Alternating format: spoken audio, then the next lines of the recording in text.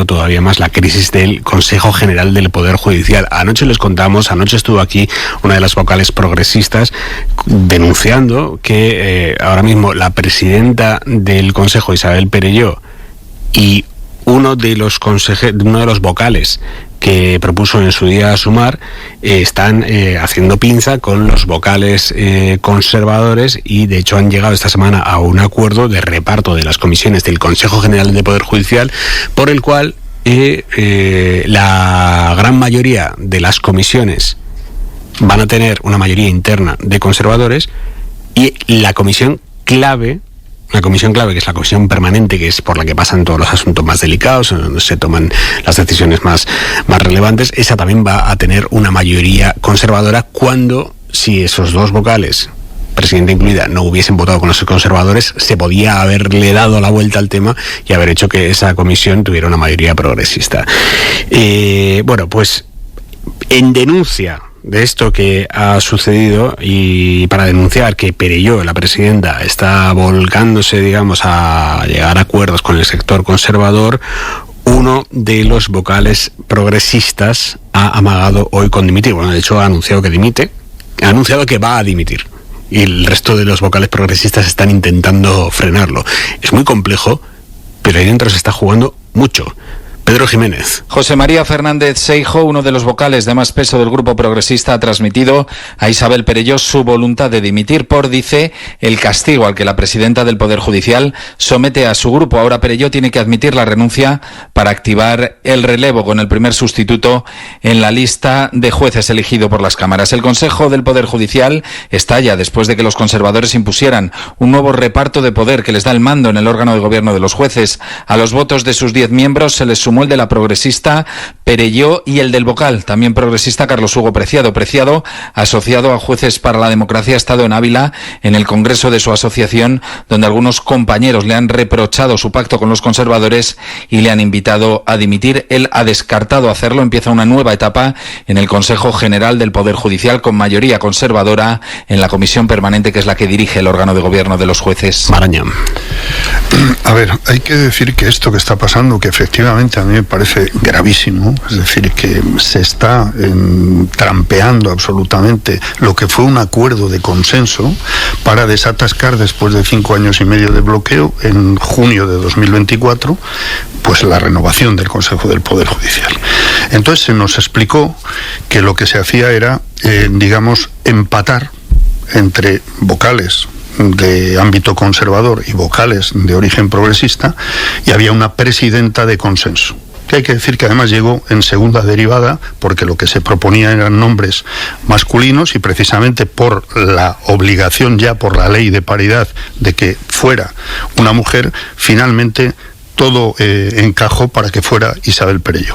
En aquel momento ya hubo voces de los sectores progresistas del ámbito judicial que decían, bueno, cuidado, porque se puede estar en una asociación como juezas y jueces para la democracia, pero en lo que es el funcionamiento de los órganos principales de la justicia, y especialmente en el Supremo, pues quienes conocen de dentro la materia dicen, cuidado, que no parece que tenga especiales principios de carácter progresista. Esto se ha ido demostrando desde prácticamente el mismo momento de la elección, y solo pongo un ejemplo. Ha habido más de 150 nombramientos desde entonces, especialmente los nombramientos clave, pero también en la inmensa mayoría de esos nombramientos han salido nombres conservadores. Y llegó un punto, después de meses y meses de intento, de negociación, de acuerdo, de consenso, que incluso las candidatas, que eran 2 mujeres para las 2 de las salas principales del Supremo, ellas mismas renunciaron para decir, oiga, esto tiene que funcionar. Y cedieron, y los nombres han salido todos del ámbito conservador.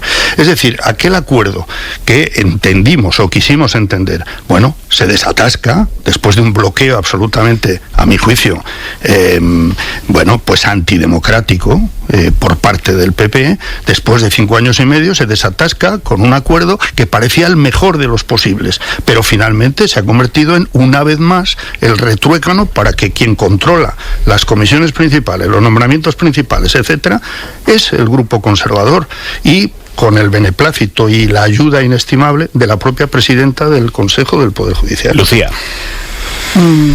Bueno, aquí de lo que estamos hablando básicamente es de que el bloque progresista se ha dividido. Exactamente. Digamos, bueno, esa es otra. Luego está el vocal de Sumar, que desde el principio también, no es de ahora, ya votó de otra manera. Claro, pero yo pregunto, filosóficamente se puede estar en contra de que un vocal actúe no de acuerdo con su grupo, sino de acuerdo con sus propios principios personales. Pregunto. No, a ver, yo pregunto, sí.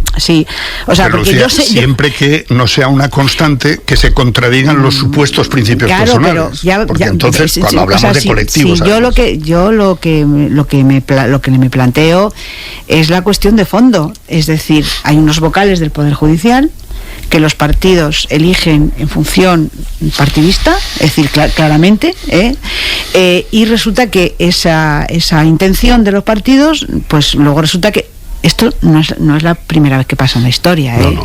Señor Gómez de Liaño, señor tal, o sea, fueron elegidos en conservadores y luego... O sea, hay que por el camino se alteren las mayorías.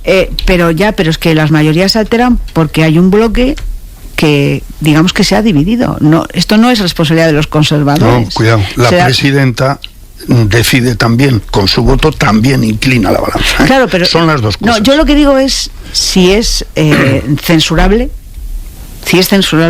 que un vocal del Poder Judicial actúe en desacuerdo con las normas de su grupo progresista o conservador, que ahora es progresista, pero que ha habido vocales conservadores en la historia que también han actuado en contra de lo que proponían los conservadores. Entonces, eso es lo que yo pregunto. Y a partir de ahí, pues, oye, no lo sé. Bueno, o sea, ojo, que estoy planteándome una duda, que si quieras... Pues yo te digo, no es censurable. Pues ya está. El problema aquí, yo creo, es que es un problema... ¿Tú tienes respuesta? Yo no. ¿Qué le vamos a hacer? Bueno, yo tengo mi opinión, que seguramente habrá otras, claro, seguro, y más autorizadas, pero yo creo que el error aquí es de base. El problema no es quién elige a los representantes, sino cómo se hace. Históricamente se hace buscando... iba a decir lebreles, igual esto no... Perfiles. Sí, pero perfiles fieles, que quiero decir, cancerberos, ¿no? Que representen No, Jesús, pero es que hay una diferencia entre eso. O sea, yo estoy de acuerdo que los órganos de control, tanto el constitucional como tienen que obedecer a la realidad social de cada momento. Y parlamentaria, claro. Y parlamentaria, que es así, está en la Constitución. Efectivamente, pero luego dentro de eso, y para evitar que sea un órgano arcaico, endogámico, corporativista, lento, elitista como es, porque se produce el resultado del acuerdo de dos, en realidad, que son el PP y el PSOE, históricamente. El resultado es gente o muy fiel, que le da igual, o gente que luego llega y hace lo que le parece, que tampoco es obedecer a la realidad político-social de quien te ha propuesto ahí. Y de verdad que el problema de la justicia, ¿qué pasa? Pues es que luego quiebra del consenso, desconfianza de la ciudadanía en la justicia, y otro rodillo que lo que va a hacer es pues imponer las posiciones que son las de siempre, efectivamente, muy conservadoras. Claro, yo creo que esto tiene dos soluciones. Una es a muy largo plazo, porque efectivamente yo creo que esto no lo podemos negar, la carrera judicial está absolutamente tiene una deriva conservadora increíble, hasta el punto de que llegan y lo voy a decir tranquilamente, a desobedecer los mandatos del legislativo y no cumplir las leyes, y la amnistía es un ejemplo evidente de esto, pero eso se hace democratizando el acceso. Eso Lucía, nos va a llevar tiempo. Pero luego el órgano de control no pueden elegir a la gente así. Lucía. Yo creo que hay un pecado original, que es la forma de elección del Poder Judicial.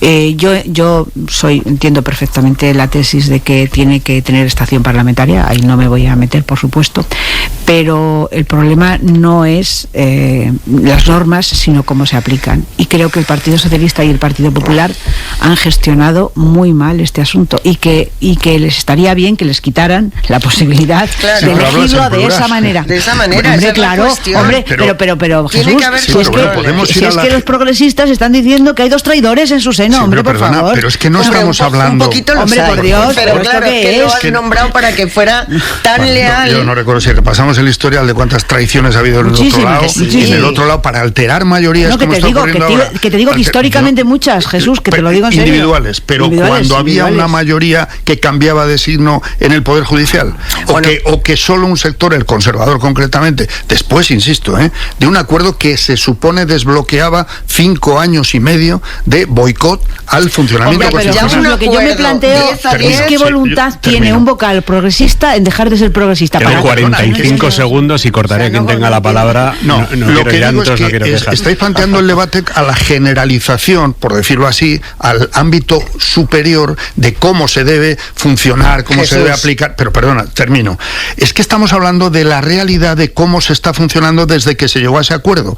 Y una detrás de otra, insisto, bueno, pues que lo que ha habido es que alguien engañó a alguien. Bueno, ¿vale? pero, entonces pero estamos hablando de algo mucho más concreto. Desde el inicio que un consejo 10-10 iba a tener que dar problemas. Pero hombre, un consejo 10-10 puede dar problemas. Lo que no puede, teóricamente, es que siempre acabe en el mismo lado, que es lo que ha pasado. Pues es que... Y es que es brutalmente explosivo que 9 vocales progresistas del Consejo General del Poder Judicial hayan suscrito en un comunicado en el que señalan a Isabel Perelló como de haber encabezado la ruptura del mandato del Consejo ignorando a los vocales, que representan un 45%. Ojo, porque esta situación ha hecho saltar por los aires el frágil equilibrio en el que estaba el órgano, sobre todo en el bloque progresista, desde que se constituyó en julio de 2024, tras el acuerdo entre el Partido Popular y el Partido Socialista, tras 5 años de bloqueo por parte del Partido Popular a su renovación.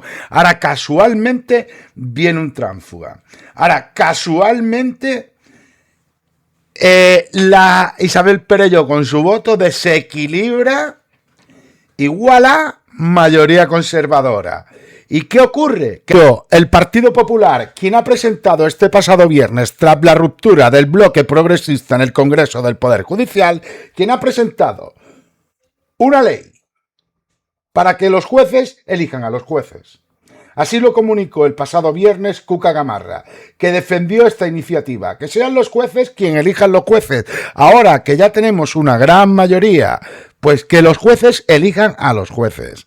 Queremos recordar estas declaraciones de Javier Aroca, que se pronunció sobre el Consejo General del Poder Judicial en el tema de la amnistía y recordaba que era el brazo ejecutor de la derecha. De primero de derecho comprendería que en este caso un órgano judicial se pronuncie por una ley que todavía ni siquiera se ha presentado ante las Cortes, ¿no?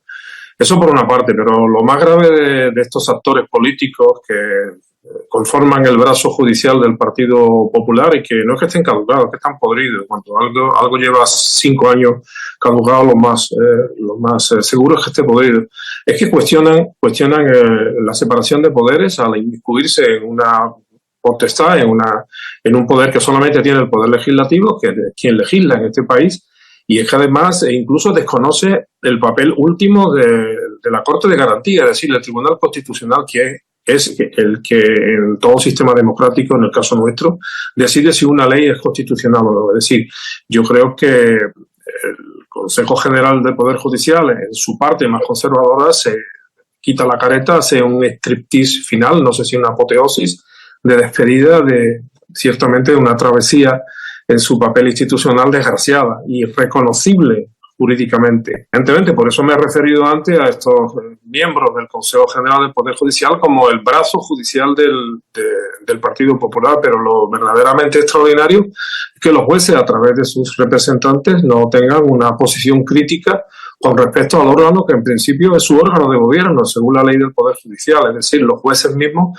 están en manos de esta trayectoria, desde luego, yo creo que inconstitucional y desde luego no legítima, pero además desde el punto de vista de lo que se llama en términos castizos la vergüenza torera, no tiene ni siquiera esa vergüenza torera que hay que tener para severarse de los sitios. O sea, mantener una institución como el Consejo General del Poder Judicial, con una mayoría o casi mayoría en este caso de miembros en fragante inconstitucionalidad, en mi opinión, yo creo que es un acto que va en contra de la propia democracia. Yo creo que no solamente afecta a aquellos que están de alguna manera u otra involucrados por el mundo del derecho y de la política, sino que la actitud de estos miembros del Consejo General del Poder Judicial y aquellos que lo apoyan, bien desde la judicatura, bien desde el poder político, están atentando gravemente contra el orden democrático de este país. La actitud de estos miembros de esta amenaza de estos miembros, es una actitud desestabilizadora, tiene carácter absolutamente político. En ningún caso hay que considerarlo, porque no lo es, como la manifestación o el pronunciamiento de una de sus competencias, porque no existen competencias legales en el Consejo General del Poder Judicial para pronunciarse en estos términos. Por tanto, lo que están haciendo es actuando políticamente, pero además desde la ilegitimidad, intentando además desestabilizar políticamente este país, poniendo de manifiesto que los miembros, ni más ni menos que del Consejo General del Poder Judicial, se enfrentan políticamente al legítimo gobierno de este país, de momento en funciones, en el futuro seguramente sin funciones, y en contra del presidente constitucional del Estado. Creo que es gravísimo, gravísimo, gravísimo. Personalmente, como que es una deficiente formación de nuestros jueces. Es decir, el problema del lawfare en España, creo que no es tanto corrupción como jueces que no han aprendido a ser lo suficientemente independientes y a dictar sentencias lo suficientemente separadas de su propia ideología. El problema, la reacción corporativa, pues es comprensible. Es comprensible porque a ningún colectivo le gusta ser señalado. A ningún colectivo le gusta reconocer en público pues que hay errores. Y los jueces, en vez de reaccionar como sería razonable en un Estado democrático y decir, efectivamente hay compañeros nuestros que alguna vez pues dictan sentencias que no tienen apariencia de imparcialidad, pues en vez de eso han preferido cerrarse y amenazar y atacar a todo aquel que diga en público que hay sentencias motivadas políticamente. Es una respuesta producto del corporativismo desde hace tantos años de la judicatura española.